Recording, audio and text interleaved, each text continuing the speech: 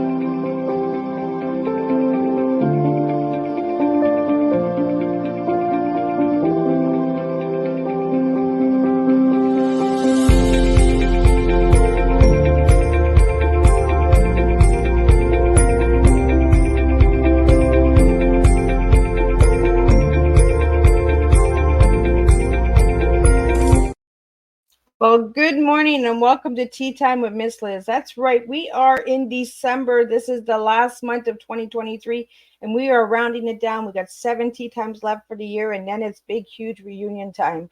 And reunion time this year, we are doing all seasons. So season 1, 2, 3, and 4, you will see guests from 2020, 2021, 2022, and 2023. And we have 14 countries coming in, over 85 guests that are returning. And you will also see some of the PR teams that I've worked with and all of those guests. But this morning, I have the incredible Janet Harvey joining me. She's the CEO of Invite Change, best-selling author, human development coach, and visionary leader. She is a change maker. And that's what I do, is I love having change makers on Tea Time. So I'm going to do the disclaimer and a little bit on Janet and a little bit more on Janet. And then I'm going to get Janet in here and we're going to spill a good TEA. If you haven't subscribed to the YouTube channel, go ahead and do that right now. Ring that little bell and you'll be notified when all these incredible tea times come up. If you're watching a replay, push hashtag replay and let me know where you're tuning in from, because I always like to know where my audience is coming in from. So a little bit on Miss Liz on how we do this. Disclaimer for Miss Liz's Tea Time live show. Miss Liz myself is going live using StreamYard. Before leaving a comment, please grant StreamYard permission to see your name at StreamYard.com. Please be advised that the content brought forward for any Tea Time show hosted by myself, Miss Liz, is always brought forward in good faith. However, may bring forward dialogues and opinions that are not representative of my platform. The facts and information are perceived to be accurate at the giving time of airing. All Tea Time guests and audience participants are responsible for using their good judgment and taking any action that may relate to the discussion. The content brought forward may include discussions for some where they may be emotionally at risk. It is significant to know that this show is engaging in discussion forums only to offer and inspire awareness and connection and is not providing therapeutical advice. If you have any questions about the disclaimer or the panelist discussion, you may freely contact me, Miss Liz, through my email at bookingmissliz@gmail.com. Moving forward, should you choose to voluntarily participate in any show in any aspect, I myself, Ms. Liz, welcomes you. And should you decide that the show is not made for you at this time, I respect those wishes and will see you at a later show at a later date and time. And again, all tea times in 2023 are done on Thursday, 10, 3, and 7 p.m. Eastern Standard Time. If it's a different date on Thursday, it's a rescheduled tea time or a surprise guest that wants to have a second cup of tea with Ms. Liz. So now a little bit on Janet. Well, Janet Harvey is a best-selling author of award-winning leadership and coaching books, Invite Change, Lessons from 2020, the Year of No Return, and CEO of Invite Change, a human development organization specializing in generative learning and coaching that shapes a world where people love their life's work. As a visionary leader in the global professional coaching industry, Janet Harvey is an international coaching Federation Master Certified Coach and accelerated educator who has engaged leaders, teams, and global enterprise to invite change that sustain well-being and perform excellence. As Janet shares, coaching is in its many forms has its roots the effects of awakening consciousness and doing so in a highly accelerated fashion that improves productivity and financial outcome while also generating a healthier workplace climate. Janet Harvey uses her executive and entrepreneurial experience to cultivate leaders in generated wholeness, their signature generated coaching and learning process to be in future fits. Let me get Janet in here and I can grab some tea and we're going to have a good conversation this morning. Leave your questions and comments in the bottom and we'll get those into Janet as well. Good morning, Janet. Good morning, Miss Liz. Lovely to be here. It is awesome to have you here. I can't believe it's already December. Like this whole year just flew right by. I'm just like, where'd it go? Where'd it go? Right? Well, I went into all the amazing people you've interviewed and all of your audience that's benefited from those things that they've shared. And, people who are in the world like you, creating opportunities for people to learn and remember self-love, doesn't get any better, Miss Liz. Good work. Well, thank you so much, Janet. So I want to get started how I do all of these tea times. Janet, who were you as a little girl and who are you now as a grown woman? I'm going to tell you they're one and the same. There's this great picture of me when I was 2, sitting on the kitchen floor of my grandmother's home with this big grin on my face, having just dumped over the trash. And it is a story that gets told in our family. I'm the youngest of 4 children, and I always have joy. In my essence statement, it ends with riding on the winds of joy. My husband can't believe it that I wake up in the morning, immediately awake, and I always have a smile on my face and usually laughing. I feel blessed to be gifted that way, and it is what I spread.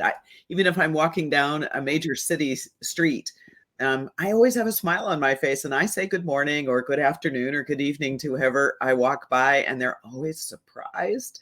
And I know in that moment, it's like giving them a God wink. It's awesome. I love that you have that little giggle in the morning, right? My nickname is Giggle, so when I get tired, I always throw that little giggle, and everybody's like, "Oh, Elizabeth is tired; she's giggling." You know, we don't giggle enough. Just the word giggle. How can you I not know laugh? it makes you laugh, doesn't it? Yes, it's great. So, Janet, what got you into leadership? Wow, that's a big question. I don't know that anybody makes a conscious decision to be in leadership. Because I was the youngest and there's a pretty good spread to my next siblings, and both of my parents worked all day long. So I was quite independent very early. And I was also a competitive athlete, first in swimming and then in figure skating. And I used to get up at 4 o'clock, make myself breakfast, and walk through the park to the outdoor skating rink to train before I went to school. So self-leadership was something that came very early for me, and I became very resourceful. I became very present to the world, and I really, I think, just fell into whenever something was happening, like whether it was the float for the New Year's parade that our class would be creating, or scouts going out on a trip. I always ended up being the one with the map, figuring out where we were going. And I just love life. And leadership for me is about bringing everyone around into the love of life. And to me, that's what leadership does.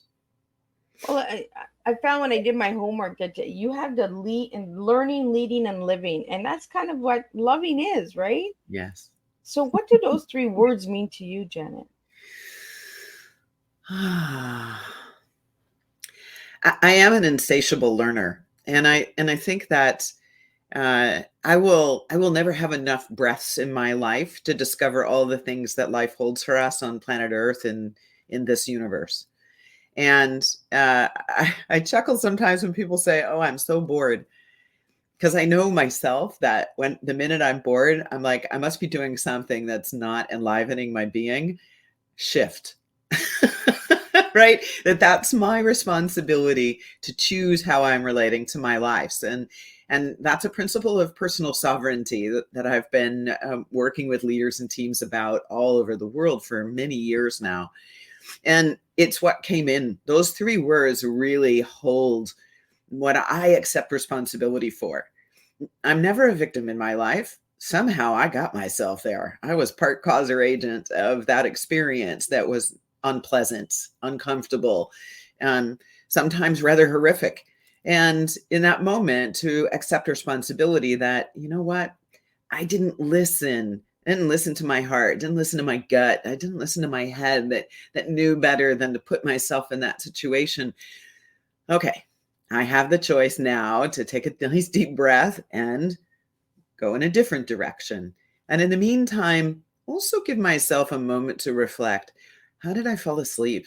What did I miss? Right? What wasn't I paying attention to? What distracted me from what was really going on to be looking at this thing over here going, it's really not the shiny bauble I thought it was. Right? And I think the power of reflection is inherent in learning.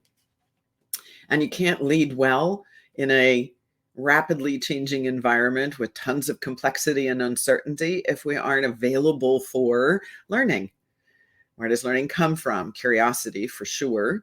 But it also comes from another quality that I think is part of living, and that's a sense of wonder. This is a place I think we have abandoned a little bit. My definition of wonder is rapt attention when something astonishing shows up right in front of us, that we pause and recognize that we have a moment that's never happened before for us. Now it has, and it's part of us. And I think wonder's related to joy. That I'm when I can have moments of wonder in my day, it makes everything else that might have felt like sandpaper and I didn't really want to be doing it, puts it in context. And I realize what a miracle it is to be in a human body, to be alive here, this moment. I love that you say sandpaper, because I love when we use metaphors and when we use items to understand, to get people to engage, right? And understand the message a little clearer on how roughness is, right? We use sandpaper. You're using items to describe how to feel, the emotions, how the environment, right? The smell, the sound, wonder. Like the word wonder, we don't even use that in today's language. Like when you said that, I was like, oh, wonder. I had to write it down because we don't use words like we used to, where we used to express ourselves. Now it's kind of short form everything, right? Just shorten it up, abbreviate it, create its own language now. We're not using the words to express the emotions anymore. And do you find in leadership that we're lacking that in today's world? I might go in a slightly different doorway for this, and I love the subject matter. We're coming up on like 55 years of emotional intelligence work, right? Brilliant book written by Daniel Goleman. Lots of people get certified in an assessment instrument, help people understand how emotionally intelligent they are. What I worry about is that's all up here in the head, and it's rear view mirror. And I think that I'm working on a little hypothesis, and it goes directly to what you're talking about with metaphor. We've lost the language to describe the experience we're having. That's exactly where I was going. We can't describe the experiences anymore. We want to keep it really short form and it was okay. Yep. No, don't, express, open it up. Yeah. And I love deep conversation. So I love where this conversation is going this morning, because, sometimes we have to serve a deep tea and strong tea for people to open that mind and heart. And I love that you said, Janet, that it's here. And that's what makes me afraid is the emotional intelligence is here, not here. Yeah. But I think there's hope, right? Yes. The way you hold and that's kind of a jargony word, but you convene a conversation that is safe for people to think about their own lives as they're listening to whoever you have as your guest, having a conversation with you. You're opening up the treasure chest that is a person's life. And your listeners get a chance to open their own treasure chest at the same time, see their lives. And I think this is the beginning, that when we convene spaces where people can hit the pause button on the crazy, busy, highly engaged, transactional, gotta go, gotta go, gotta go, gotta go. No, you don't gotta go. Yeah. You got to slow. Take a moment, pause. And in those moments, most people feel uncomfortable. Yeah. Right? That their fear shows up, their anxiety shows up, and they don't want to feel that. So they stay in action to not feel the emotions. But here's the crazy irony. If we stay for a moment longer than our discomfort, we exhale. We exhale. And in the exhale, and even just a gentle turn of our head, drop in the shoulders, soften the eyes, we reset our parasympathetic system. That's all it takes. That's all it takes. And if we gave ourselves permission to do that 3 times a day, right? Tea break in the morning, when we finish our lunch before we go back to work, before our monkey mind gets us revved up. And if we do it, I tell my clients this all the time, do this for a few minutes before you leave the office, so that when you go home, you're not tethered. There's no dangling threads cording you back to work, and you're available for your partner and your children and siblings or friends, whoever is around you. You're available for receiving the love of the people that are in your life. Yeah. Those are conscious choices that we can make, and they're small things, but they are incredibly empowering to the restoration of wonder and joy.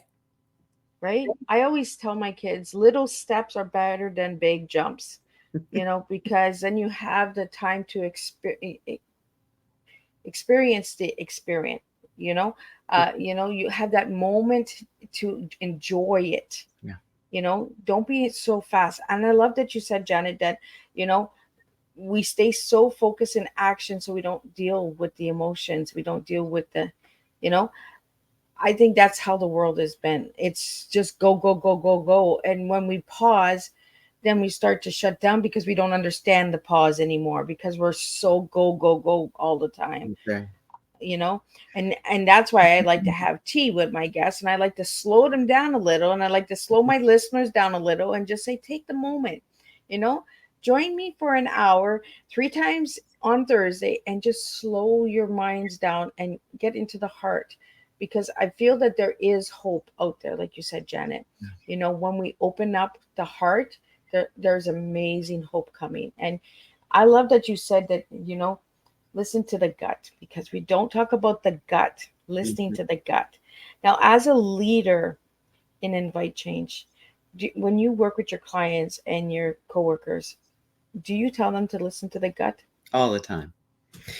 There's a wonderful body of work called M-braining. Little m, capital B, so M-braining.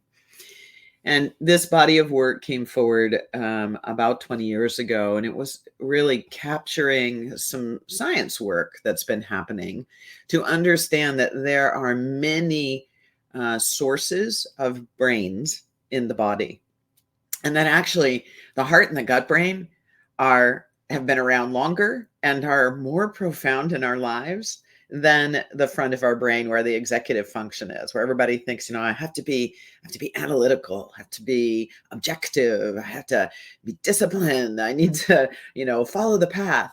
And we've gotten a little out of balance with the other aspects of the brain that are more about intuition and our sensory system. And that's actually the pathway to the heart, where we can feel the affect, the influence, the impact of the experiences we're having. And the gut brain, that is instinctive. It knows what to do long before our brain ever gives words to it. Think about this. when you're sitting at a table for a meal and one of your utensils starts to fall, do you notice how quickly the body picks it up? Before our brain even knows that that piece of silverware is about to drop, we've caught it, right? Our body actually is the beginning of recognizing something's happening. So in some ways, this is about returning home to an understanding of something that already exists. The body doesn't have right, wrong, yes, no, black and white. It just knows unity. And the gut brain and the heart brain are the ways in which we navigate the world. We just don't think so. Somehow our ego and our executive function think they're the head of the table of wisdom keepers inside our being, right? I know it's a little vague for me to say it that way, but truthfully, in our quiet moments, don't you find that there's a voice that is kind of parental? There's probably a voice that's a leader, of course, because of the work you do. There's a voice that's young, free, no responsibility, right? Click up your heels and can do anything I want today. A little bit like Winnie the Pooh and Piglet, right? There's the voice of the champion. There's the voice of the underdog. There's the, keep going, right? Many, many, many aspects of the self. And the only way we can listen to those aspects of the self is in the pause. Pause gives us so much more time than it takes because we can hear, hang on a second, that's not such a good idea what you're thinking about doing. Right? There's going to be some risk in it, or you might get your heart broken. And my brain might say, thank you very much for sharing. I'm going to get my heart broken anyway. It's that interaction that matters.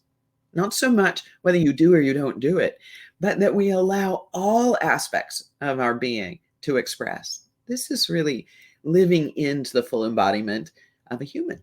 That's wholeness. Wholeness is what comes when we balance left and right, when we balance masculine, feminine qualities that all of us possess. That's what we're talking about here. So, Janet, I want to get into the human development because some of my listeners out there might not even understand what human development is, because we don't speak of it enough. We don't engage with our human bodies enough. We just speak, hear, and see, right? And the rest of it, we don't think. We don't, a lot of people are, I'm just going to do it because I can. Right. I'm just going to do that choice because I can, but they don't take responsibilities or accountabilities of the choices that they're making. Right. And I really want to get that out there for human development, for all the listeners out there that might not understand what we're talking about this morning. One of the questions I've been asked a lot this year when I'm on podcasts like yours is, why do you do what you do? And my answer is always human dignity. In my book, dignity is a birthright, and that every one of us came into being in this body in this moment in time to fulfill the human family. That's not an easy responsibility. You do realize that we are animals, like we're part of all the relations on the planet. That's why we giggle and we act silly, because we are animals, right? We are animals. We're animals that are wired for social connection. So in the absence of it, we suffer. And because we crave that social connection, we stay with our family for the longest of any animal species. We call 18 as the age of majority. But truthfully, the human brain doesn't fully develop until age 30. We spend a long time becoming the adult, and we have a lifetime from 30 forward to unlearn all the things that we put in place to stay safe until we were fully developed at 30 to accept that responsibility. This is like, we don't want to show kids racing cars on television because at 16, you don't have any way to regulate your emotions. You're too darned excited. You're going to go racing down that road that's supposed to be 30 miles an hour at 60 miles an hour. And then that tree's going to jump out at you, right? So this is the human developing takes time. Hence why parenting is so important, that there's a relationship, an open relationship between parent and child to help them navigate, to help them learn to develop discernment. That you might get me on a soapbox here, but I know everybody says be non-judgmental or suspend your judgment. And that's like asking the human body not to breathe. Right? We make sense of the world by discerning. To judge and to use judgment is to discern. It's critical thinking. To ask the question, what's the evidence of that? Where did that situation come from? What's the background of these people? Are they really experienced enough to be telling me this information? Right? This is exercising our judgment is something that's critical to our ability to determine what's safe, what's not, what's in service and what's not. When we are judgmental, right? When we want to push back on somebody, raise our voice, out of proportion to the situation. Maybe we're yelling or maybe we're sobbing, right? An extreme emotion. It's usually because we feel insecure. It's not about the situation out there. But because we've lost a connection to it, we don't realize that. So we're mean to each other. Do you see the roots of indignity? Yep. And we close our eyes to things that are horrific. The homeless on the street, the children who don't have shoes that are walking around barefoot and it's 32 degrees outside. We don't look. We don't look because it would require us to pay attention to our own heart that says, but the grace of God, that would be me.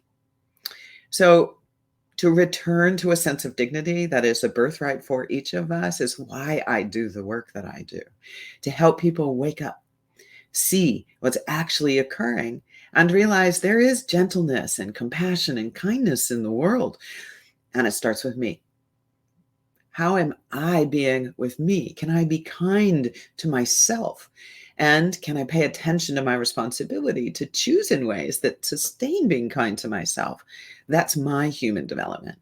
And the more that I do that, the more I can see what's in the world. And I can make my choices about where am I equipped to contribute in some way. It might be as small as walking down the street with a smile and saying good morning or good evening to someone and helping them to remember, oh yeah, that's right. I'm around a bunch of people. I'm not, eyes closed walking down the street to my next transaction. To something more magnificent, like giving $20 million to pay off the scholarships that people had and were thinking they had to pay back. They don't have to because somebody stepped in on their behalf. These are obviously two extremes, but they're all part of the same human family. How do we begin to give priority to how do we restore dignity with each other? That's why I do what I do. And I am so glad that I have you here because I've been trying to get this out for 4 years out there for people to just open their mind and hearts and pay attention. Do the mirror. The mirror. What is bugging you about that person is lying within you. Yes. Whether you want to admit it or not, it's something that is eating at you. You're getting frustrated because this person is doing this or doing that, and then you have to look at yourself and say, well, am I doing that in some way? Is that why it's bugging me? Or am I not doing it and I want to?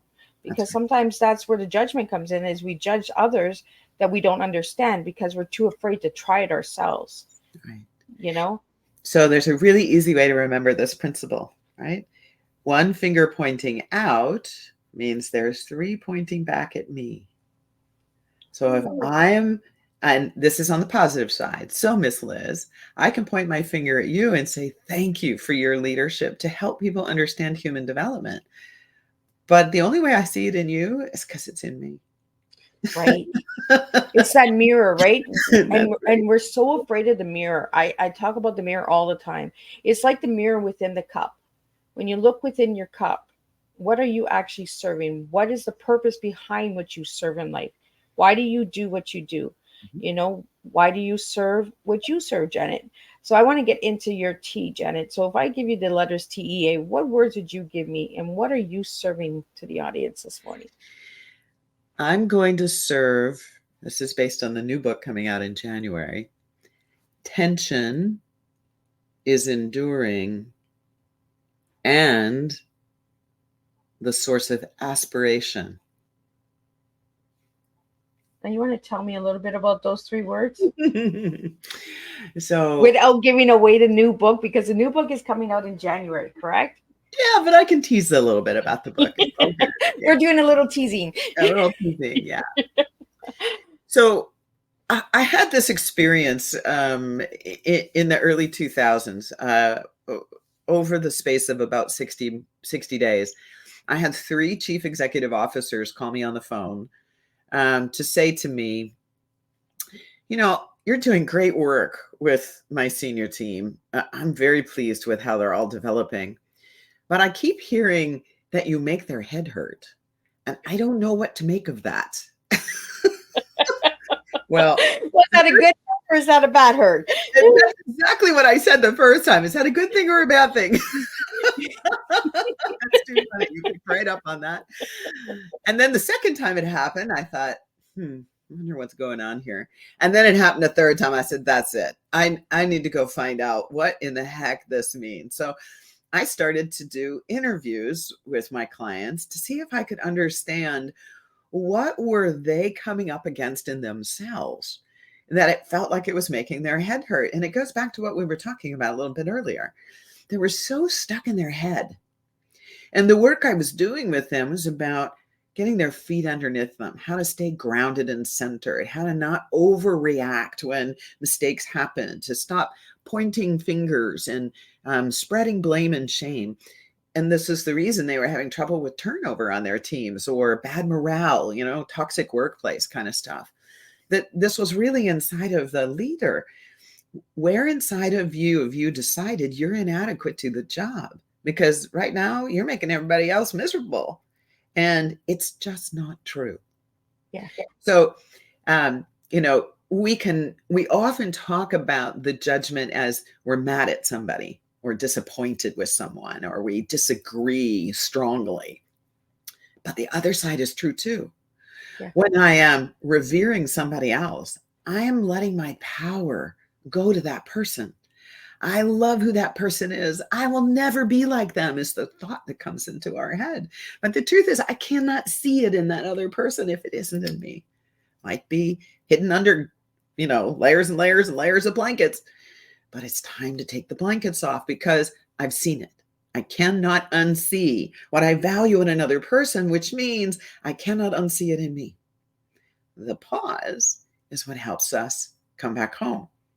So tension exists. I have this tension between my reverence for someone and my own sense of inadequacy. Ugh. That's never going to go away. As a human being, I'm never going to get out from underneath it, but I can begin to shift my relationship with it. If I can have the aspiration that changes that self-story from I could never be that to one day I am that. I am that today, just nobody knows it yet, right? That's the evolution in the self-talk. Because I realize I see it in that person, it's in me. What are the choices that are keeping it buried under layers of blankets? Let me take the first one off, take the next one off, take the next one off. That's what we do in our pause time. Pause gives more time than it takes because in that moment when we take a breath, we reflect inside and we remember I have an authority to choose how I'm relating to my life. I can decide to be a taker or a giver. I can decide that I'm going to receive the blessings of others and be grateful, as opposed to, why are you doing this? Do you have an agenda? Right? We're like, okay, well, why are you really here for? Exactly. This can't actually be real. I was like that for years. I was like, okay, wow, what do you really want? And then I was like, let go of it's like you said, lift the blankets, start taking them off.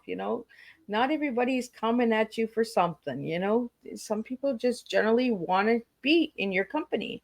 Right. And learn to accept it, and actually to revere it. It's like that they want to be in your company. Have a center in yourself that says, wow, I feel grateful. I want to be in this person's company.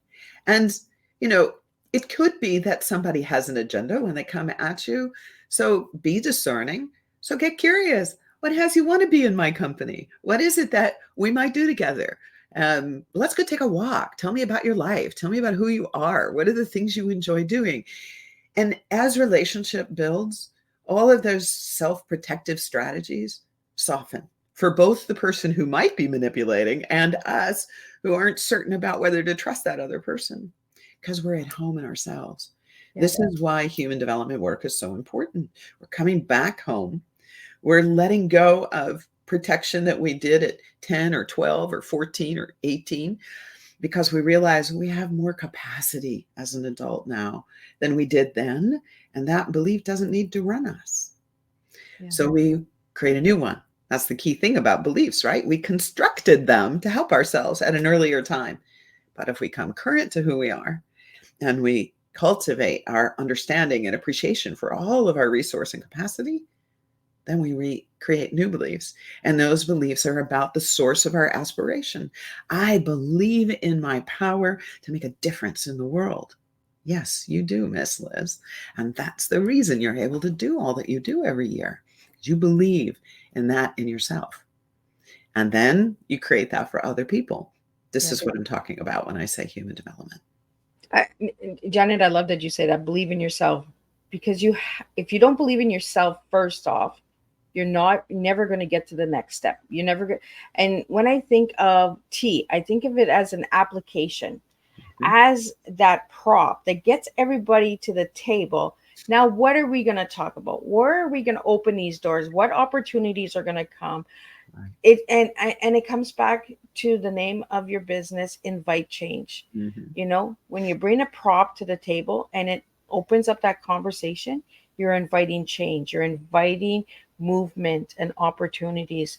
So I have a question here from a guest, that a viewer, and they want to know how you got the name Invite Change. Thank you. I've actually had people who have been customers for a long time who will call on the phone and go, do you realize I just looked at your logo and saw the word invite? I've always thought the name of your company was Change. Makes me laugh, yeah.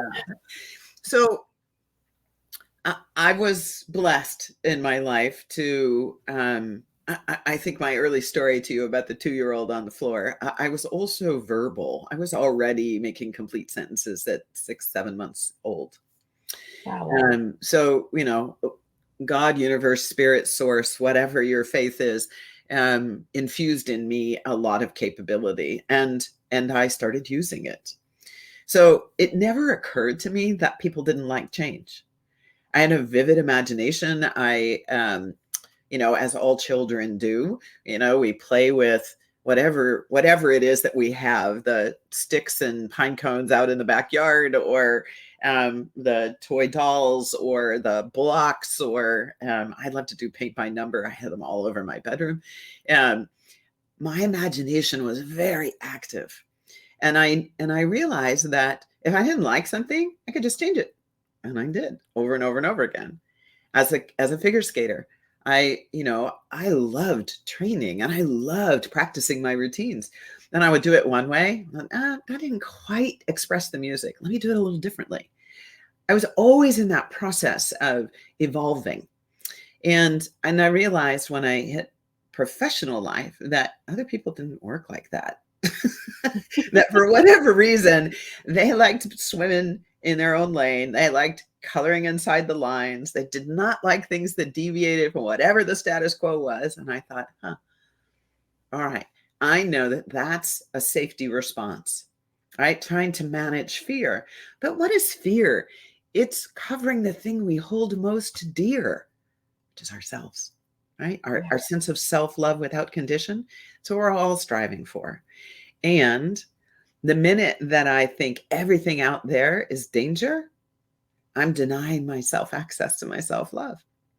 So I thought, I wonder if I could help people learn how to unlock that unbridled joy inside of them, that the essence of who they are. And the first step of that was, what is my essence? So there's so much that we don't understand about the human development because it's not taught to us. That's right. It isn't taught. And everybody else can see our essence, but we often hold it another underneath layers and layers and layers of blankets because it's precious. So we don't want anybody to hurt us.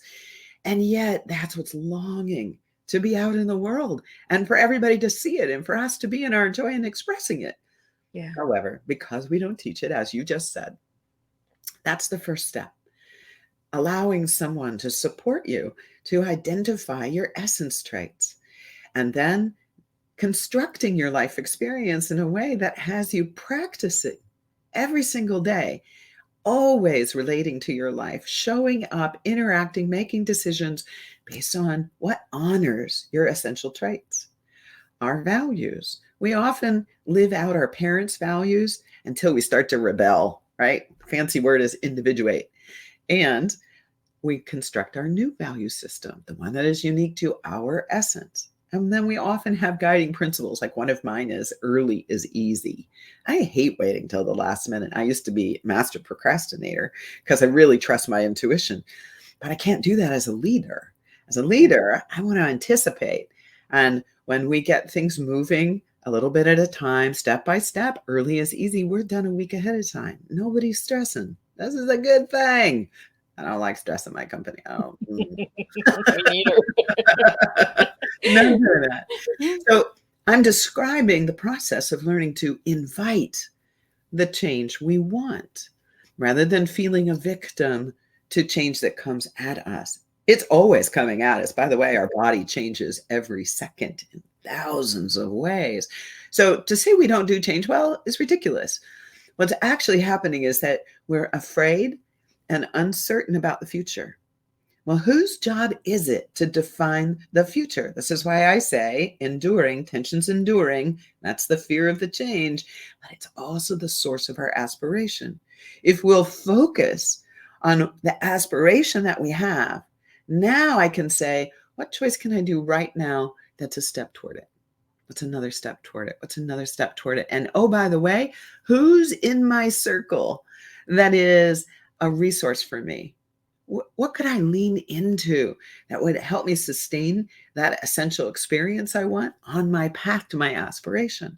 I'm not thinking anymore about who hurt me and what problem happened 2 years ago or what situation blew up on me. I'm not thinking about that anymore. I'm thinking about what I'm creating. Yep. And now my life force is activated. That's inviting change. I like that word. Life force.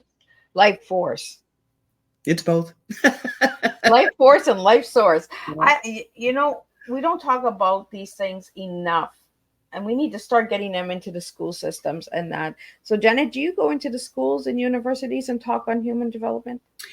I do in universities, and I work with people all over the world who want to develop coaching capability. Some people do that for their leadership. Some people do that because they want to be a coach inside of an organization. Some people do that to be an entrepreneur and build a practice as a coach, helping others in human development.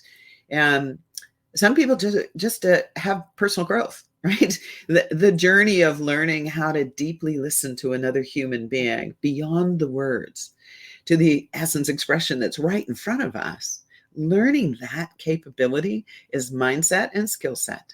And it fundamentally makes life better, which is why we say shaping a world where people love their life's work. What is our life's work?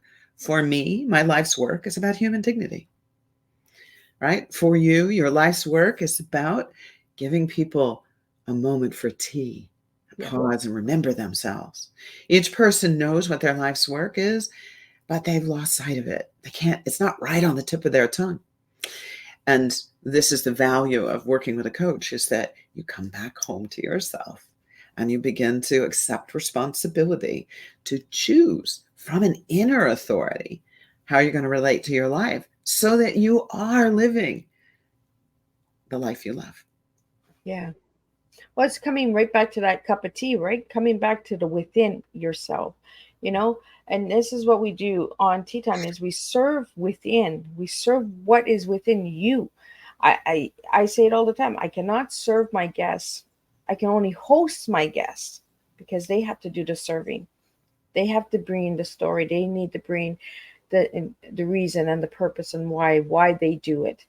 You know, I just bring the flavors and blends, and I just say, let's have a good old tea party here, and let's serve some good joy. You know, get some good information out there, get some positive out there.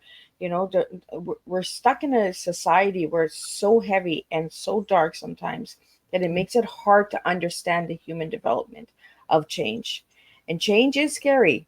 You know, nothing good grows in easy and comfort. I say this all the time to my kids. You put that seed in the ground, when you plant that garden, you need to water it, but it's in the dirt, it's in the dark. It needs that love, it needs that support, just like we do as individuals. It's like you said, we need that human connection, right? We need that um, understanding one another. I want to talk about the book that you have out. It's called Invite Change. So you want to share a little bit about that book, Janet, and the one that's coming out in January? Sure.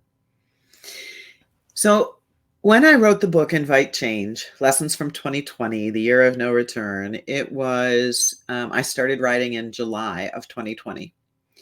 And the reason it came to be is that in the fall of 2019, as a team at Invite Change, we decided it was time. I'd had a dream for a decade that we would begin hosting a social progress conference that would invite people who were working on a variety of social issues, large, big, and practical problems, and having some success, to come and share their best practices, to inspire, to educate, and to start to build community of people in all kinds of practices that are doing that kind of work in the world. And of course, we all know what happened in March of 2020, don't we? So this big conference we were going to do in Miami, Florida, with 50 speakers coming in from all 6 continents. And we had expected to have a couple thousand people there. Well, that wasn't happening. So, we pivoted, and it ended up being a virtual conference, smaller than we had thought. But one of the strategies the team had was, hey, why don't you go ahead and write a book? And we'll use that as part of the pitch for the conference. I'm like, are you nuts? It's July. And they said, no, we've cleared your calendar, and we've found a really good editor who knows we're going to be on a fast timeline. All you need to do is sit down and write. Well, when I've been doing this work for as long as I've been doing this work, they were right. I had a lot to say. And of course, we're on the other side of George Floyd. So here in America, all of the issues of oppression and mistreatment and indignity were, fresh in everybody's minds and hearts. And of course, it's not unique to America. We have our version of it, but it's everywhere in the world that we're not very nice to each other as human beings. But what I think the pandemic did is that it awakened us that we have been tolerating this indignity for decades. Yes. Maybe thousands of years, but for sure, those of us who are alive in this time, we know for decades we have tolerated it. Enough is enough. The pandemic leveled the playing field. And the reason I said it was the year of no return is because we couldn't unsee the mismatch in experience that people were having in their personal lives, in their physical and emotional health, in their workplaces, in their places of worship, in their government, right? It was open book to all the things that we were denying. Like, oh no, everything's fine. Everything's fine. Everything wasn't fine.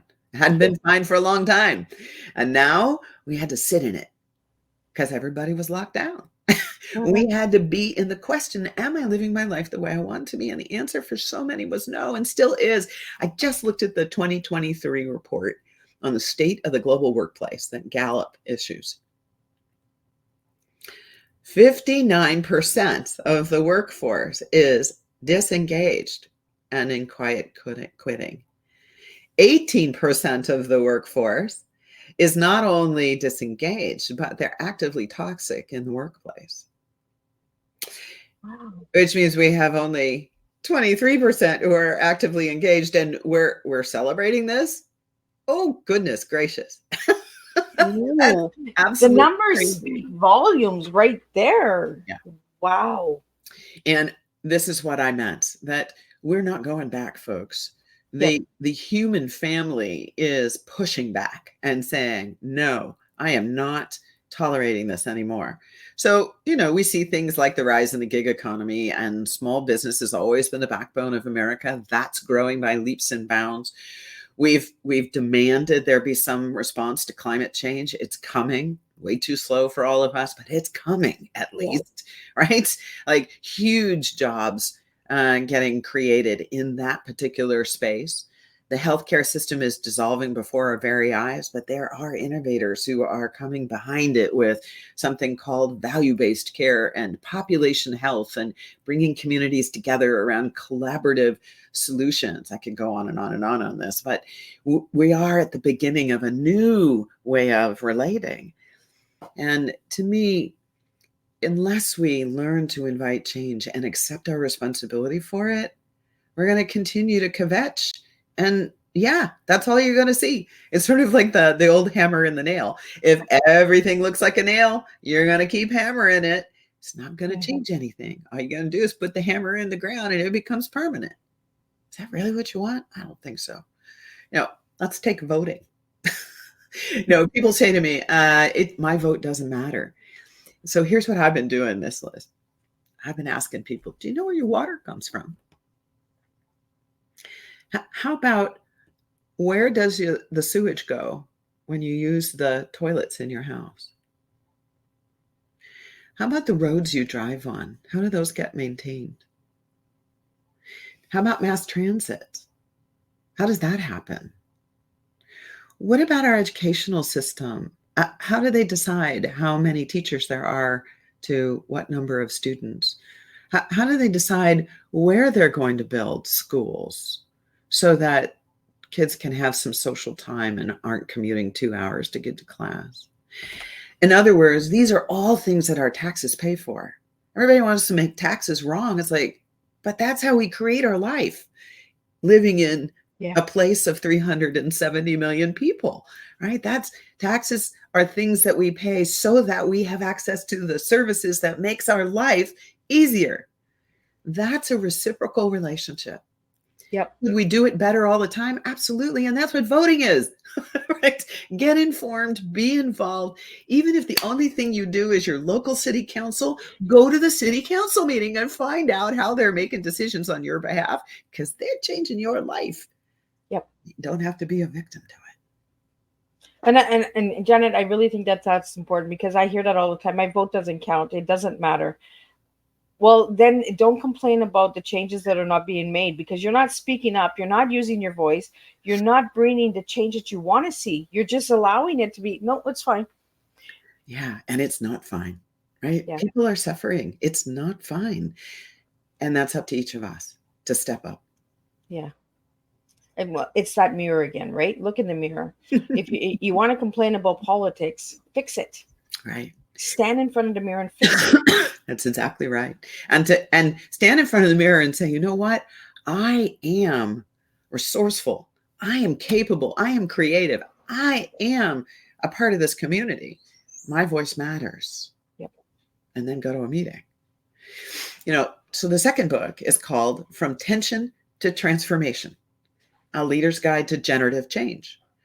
And as I was telling the story about the leaders who told me their head hurt, I began to see that tension is enduring. It doesn't ever go away. Tension is part of our human experience. It's that sandpaper moment. Yeah. And the more complex the situation, the more important it is that we can hit the pause button and say, what's going on here? What really happened with this breakdown in this project, or this situation that we find ourselves in that nobody likes? What happened? That's reflecting to say, what actions did we take? How did we decide on those? What was motivating our behavior? What was actually present that we dismissed? That's probably living in my habits, my preferences, my assumptions, and my biases.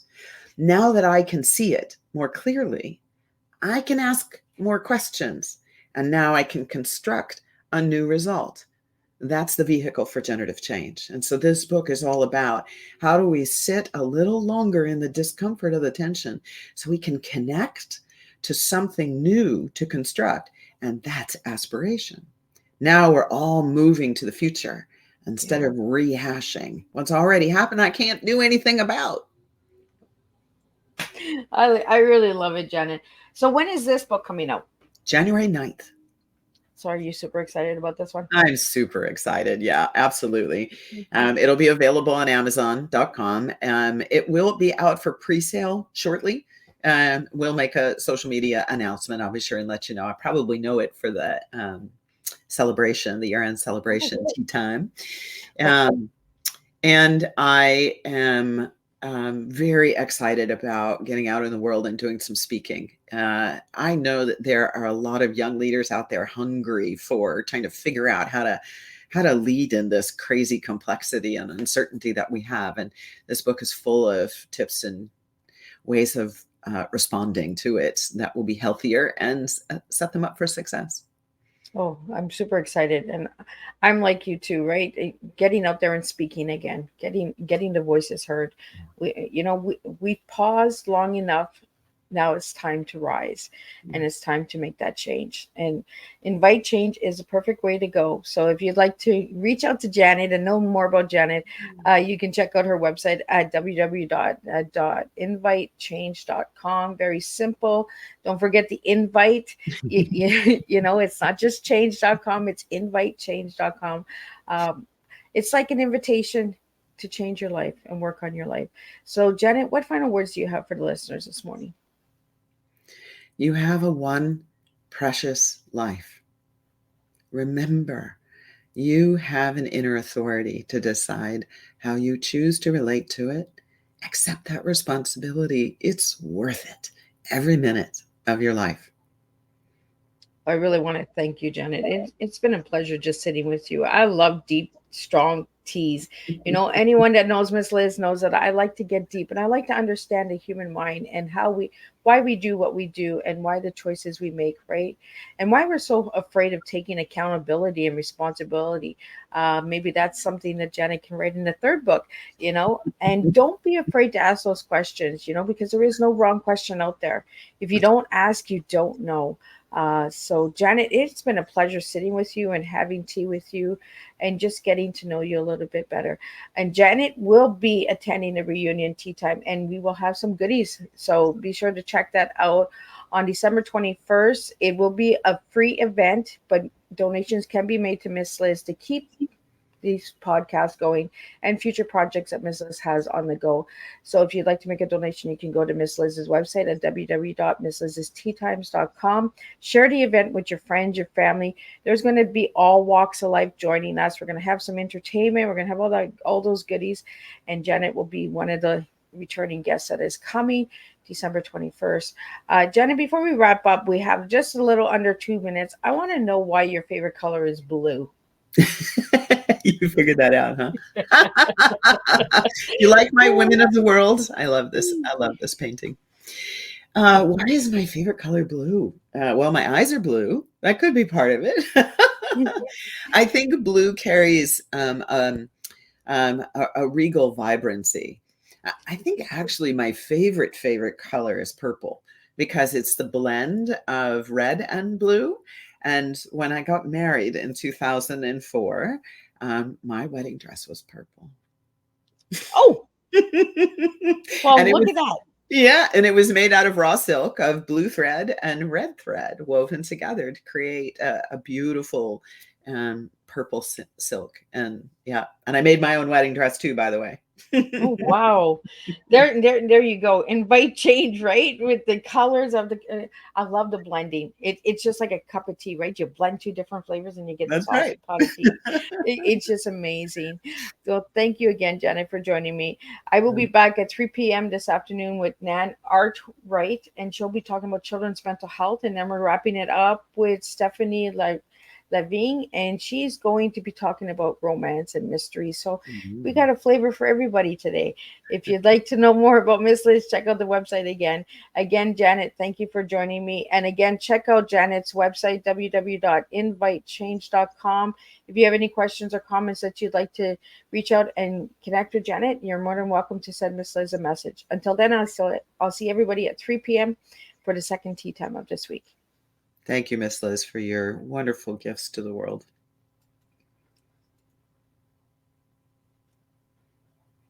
Thank you.